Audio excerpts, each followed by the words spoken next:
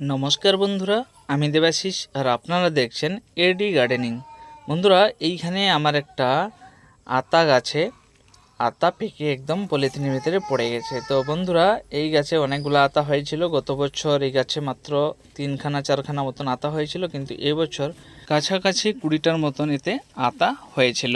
কিছুদিন আগে কিছুটা আতা হারভেস্ট করা হয়েছিল, তারপরে দেখা যায় যে পাখিরা অনেকগুলো বড় বড় আতাকে খেয়ে নিয়েছে। তো সেই কারণে পলিথিন বেঁধে দিয়েছিলাম, কিন্তু আজকে যখন দেখি পলিথিনের ভিতরে পেকে পড়ে গেছে। দেখুন, পিঁপড়াও লেগে গেছে আর একদম পেকে নরম হয়ে গেছে। গাছ পাকা আতা এমনিতে খেতে ভালো লাগে, কিন্তু দেখুন এত মিষ্টি, গাছে পিঁপড়াও লেগে গেছে।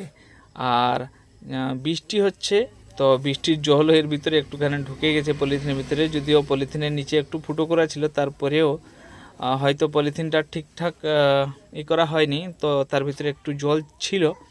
তো দেখুন, দুটো অলরেডি আমি হারভেস্ট করেছি, আরও গাছে আছে, পেকে পড়ে আছে তার ভিতরে। মানে আজকে এটা যখন আমি দেখতে যাই তখন দেখি যে 3খানা পলিথিনের ভিতরে 3টা আতা পেকে পড়ে আছে।